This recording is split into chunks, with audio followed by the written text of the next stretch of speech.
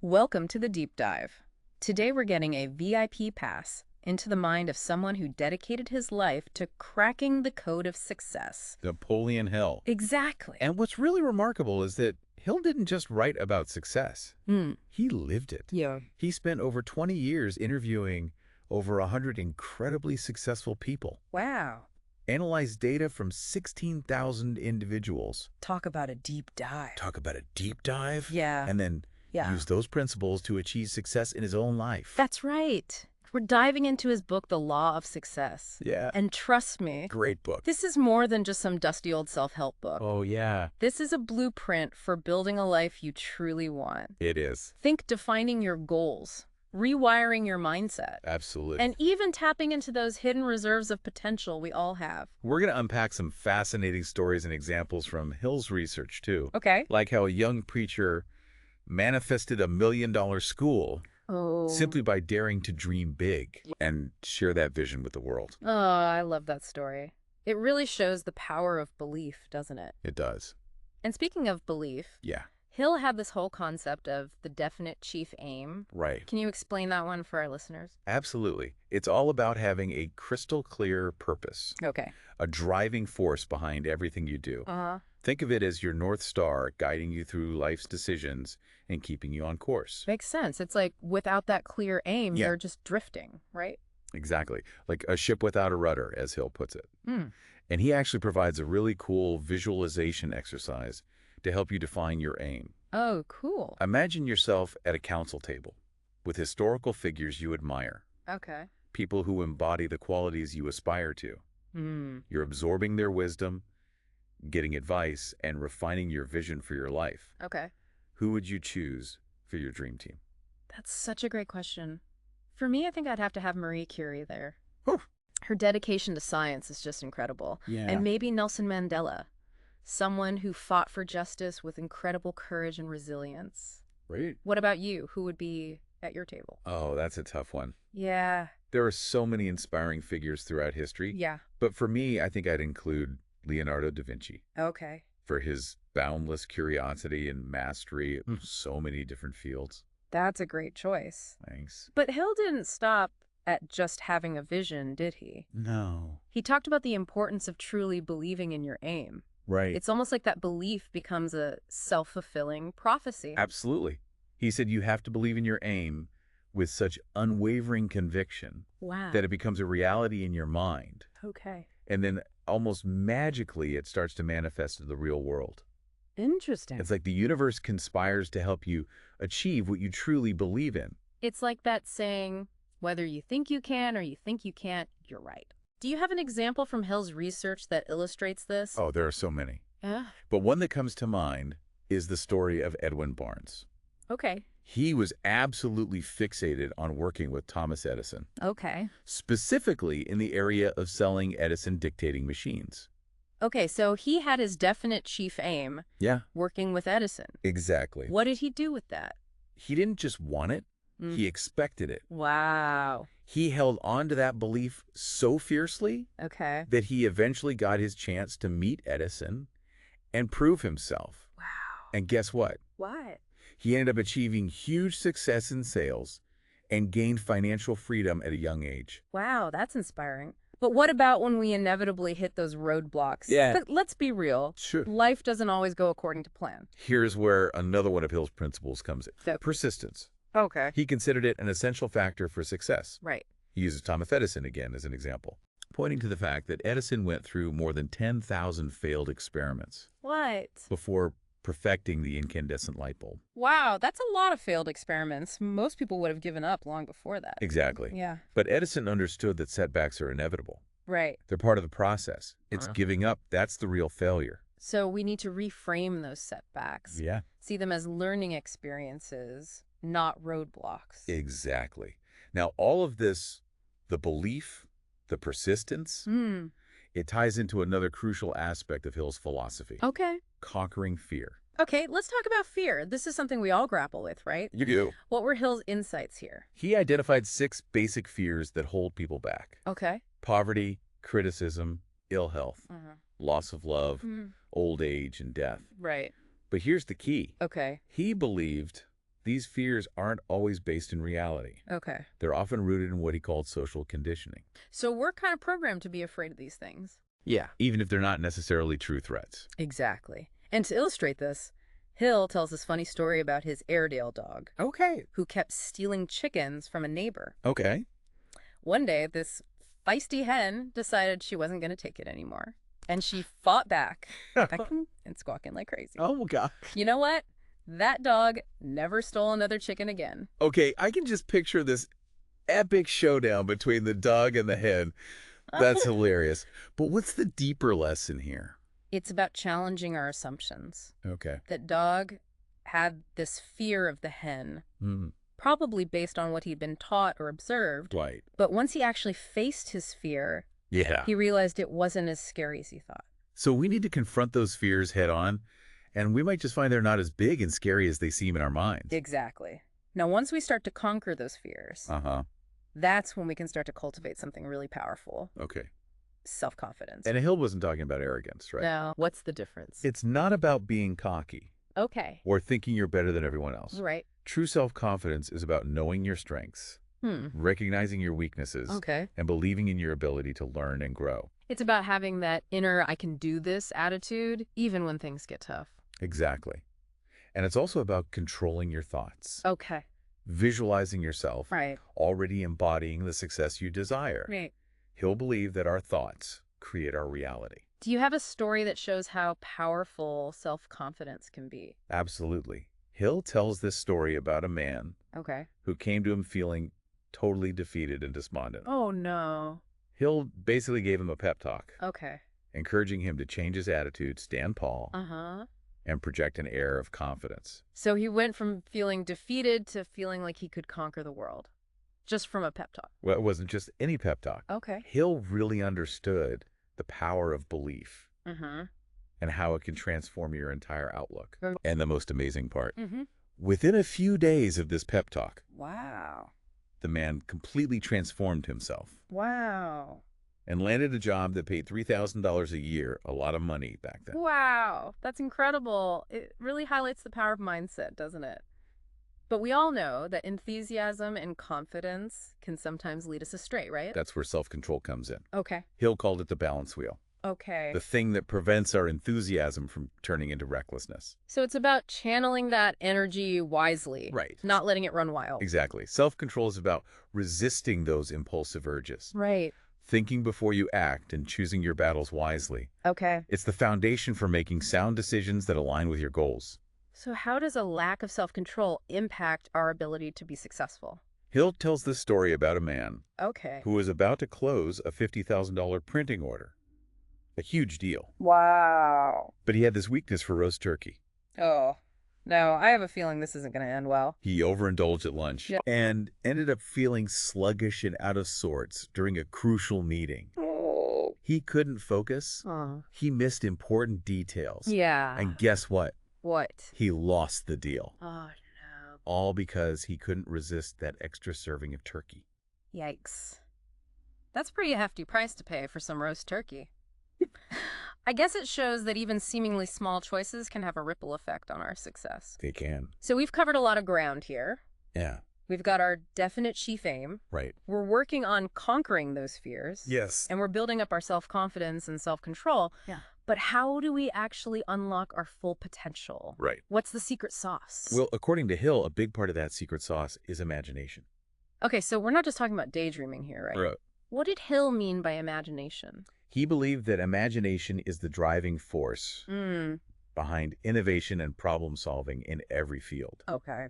It's about seeing possibilities where others see limitations.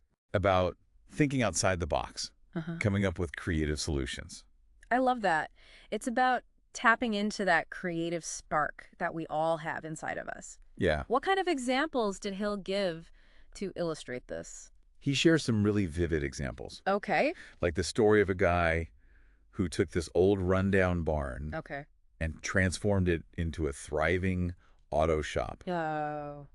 Or think about James J. Hill, Hmm. who had this vision of building a transcontinental railway, Wow. a seemingly impossible feat at the time. Yeah. But he imagined it. He Hmm. believed in it and he made it happen. It's almost like they could see the potential hidden beneath the surface, right? Right. Where others saw obstacles Yeah, I as saw. opportunities. Exactly. And Hill goes even deeper with this concept of imagination. Oh. He encourages us to try to see the world through other people's eyes, Okay. to understand their motivations and perspectives. Right. It's about putting yourself in their shoes. That makes so much sense. If you can understand where someone else is coming from. You can connect with them on a deeper level, right? Absolutely. He even gives this thought experiment. Okay. Imagine you're trying to get rid of a valuable dog.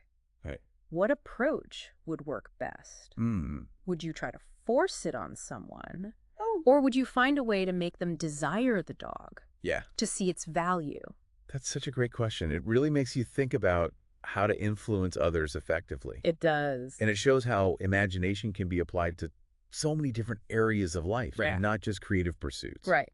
And finally, Mm. there's another ingredient that Hill considered essential for unlocking potential: Okay. enthusiasm.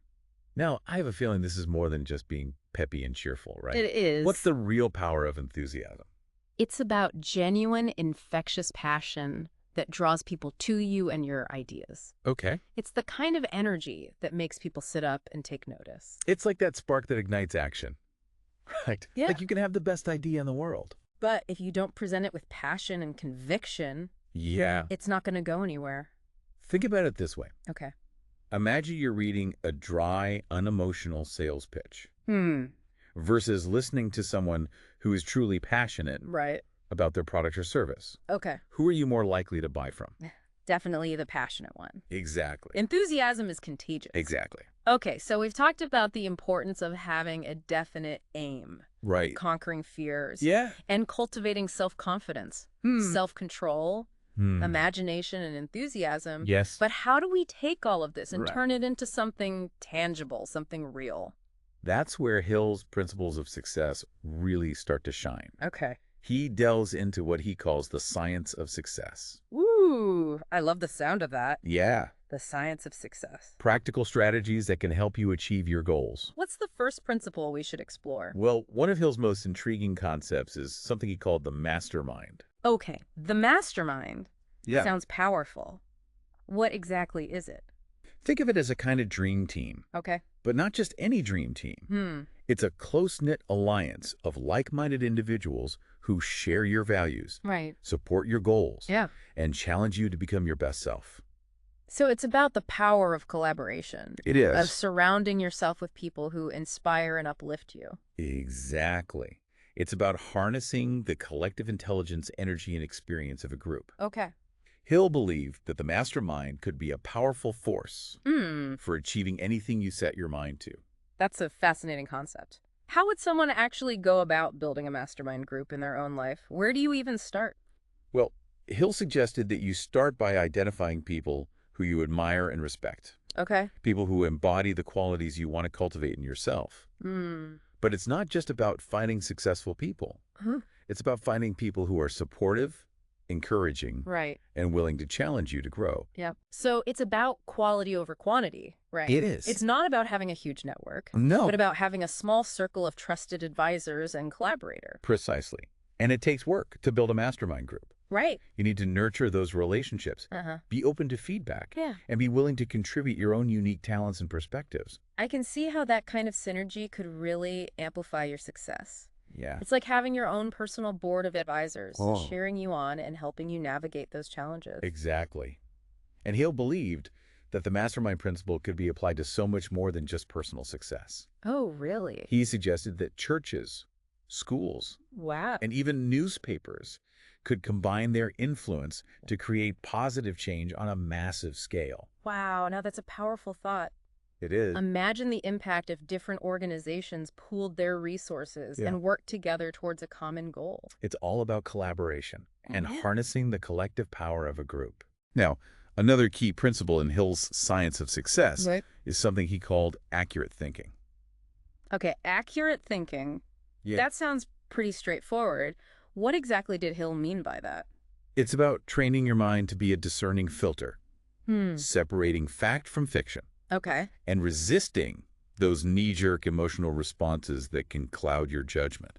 So it's about being more critical, more analytical in how you approach information It is. and make decisions. Exactly.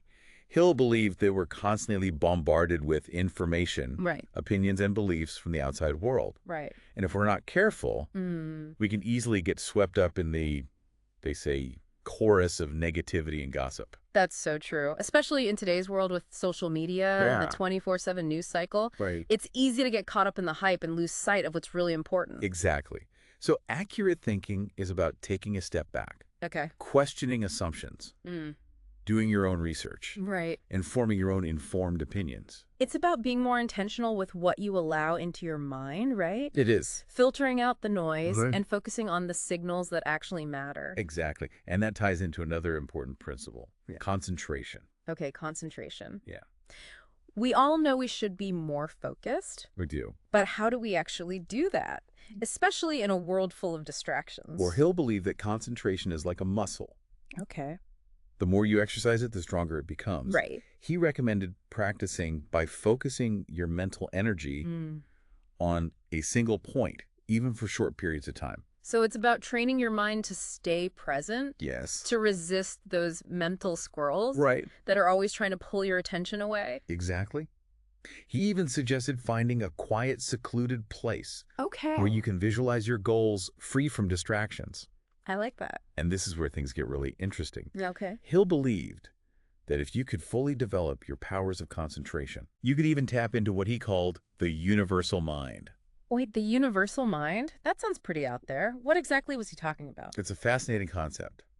He believed that there's this kind of universal consciousness, Okay. a reservoir of knowledge and creativity that we can all tap into if we can quiet our minds Okay. and focus our attention. So it's almost like this invisible library of wisdom that's available to anyone who can learn to access it. I love that. But let's be real. Sure. Concentration is hard. What if you're someone who struggles to stay focused? Yeah. Who gets easily distracted? Any tips from Hill?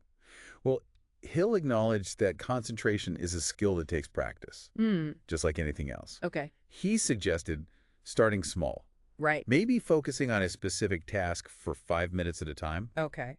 and gradually increasing that time as you build your mental stamina. That makes sense. Break it down into smaller, manageable chunks. Exactly. He also emphasized the importance of finding your peak performance times. Some people are more focused in the morning, Right. others in the evening. Yeah. Experiment and figure out when your mind is sharpest. Yep. And schedule your most important work for those times. Okay, so we've got our mastermind groups supporting us. Right. We're thinking accurately. Yeah. And we're honing our powers of concentration.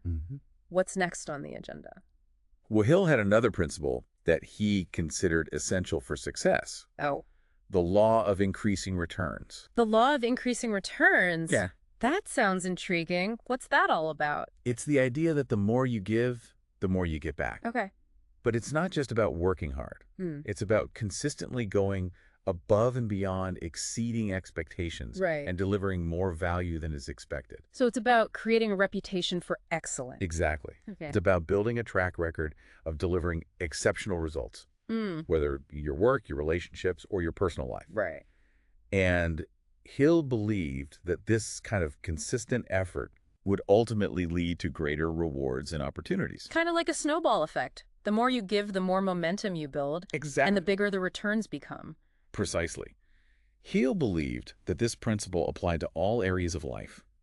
He used Henry Ford as an example. Okay. Ford had this radical idea Yeah. to pay his workers more Okay. than the average wage at the time. That's pretty revolutionary for that time period. Why did he do that? He believed that if he paid his workers well, they would be happier, Right. more loyal, and more productive. Okay.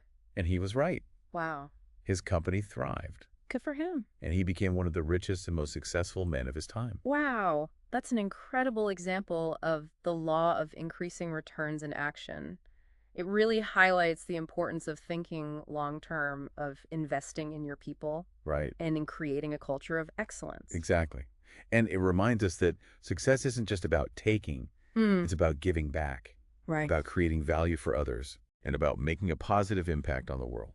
So we've covered a lot of ground here. We We have. have the mastermind accurate thinking concentration Mhm. and the law of increasing returns. Right. These are all incredibly powerful principles. They are. But how do they all fit together? How can our listeners start to apply these principles in their own life right now? Well, that's the beauty of Hill's work. Okay. It's all interconnected. Mm. He believed that these principles build upon each other, Right. creating a kind of virtuous cycle Uh-huh. that can propel you towards your goals. Right. It starts with defining that definite chief aim, Okay. that clear purpose that guides everything you do. Right. It's like having a roadmap for your life. Exactly. Yeah. And then you start to cultivate those empowering mindsets, Hmm. conquering your fears, building your self-confidence and self-control, Right. and harnessing the power of imagination and enthusiasm. Uh-huh. And as you do this, Okay. you start to attract the right people into your life. Mm. You start to think more clearly and make better decisions. Yeah. And you start to see opportunities where others see obstacles. Right. And then you put in the work. Yeah. You go above and beyond. Yeah. You deliver exceptional results. Right. And you start to see those returns on your efforts. Wow, that's an amazing summary of Hill's philosophy. It's all about aligning your thoughts, your beliefs, and your actions with your goals. It is. And it's about committing to that journey of continuous growth and improvement. Exactly. And Hill believed that this journey of self-discovery and self-mastery never really ends. There's always more to learn, more to achieve, and more to contribute. I love that. It's about embracing that lifelong pursuit of knowledge and growth. It is. And speaking of knowledge, Hill had this fascinating concept Yeah, that he called the universal mind. right. He believed that if we could truly quiet our minds and focus our attention, we could tap into this infinite source of wisdom and creativity. It's a powerful idea, isn't it? And it raises a really interesting question. Okay. If you could access any knowledge from this universal mind, Hmm. what would you choose to learn and why? Ooh, that's a great question for our listener to ponder. What mysteries would they unravel? What possibilities would they unlock? Yeah, it really makes you think, doesn't it?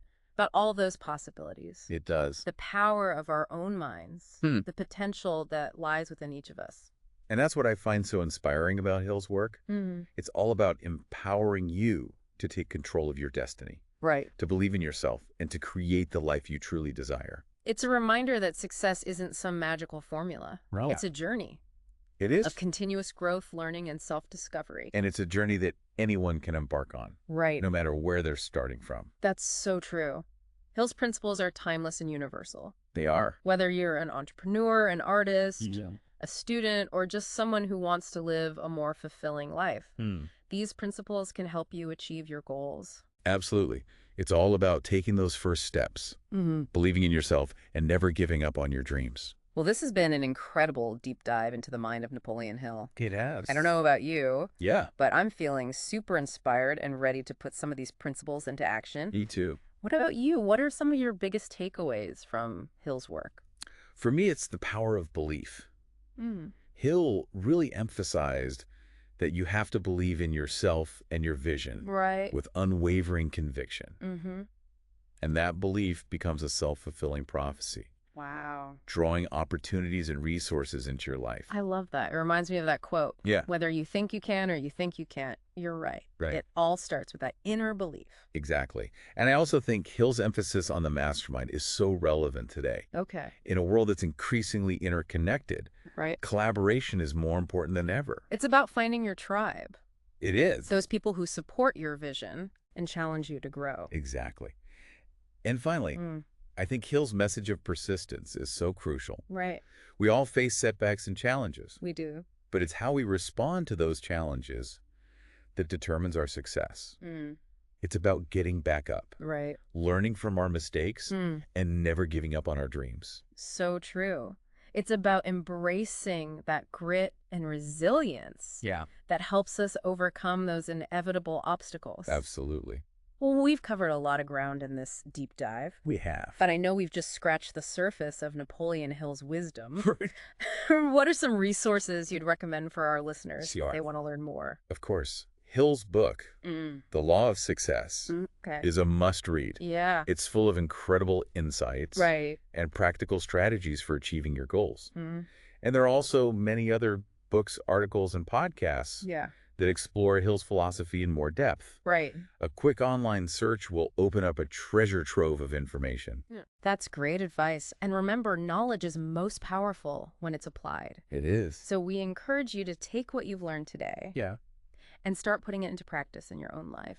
Even just choosing one principle to focus on can Right. make a huge difference. Mm. Small steps taken consistently Yeah. can lead to incredible results.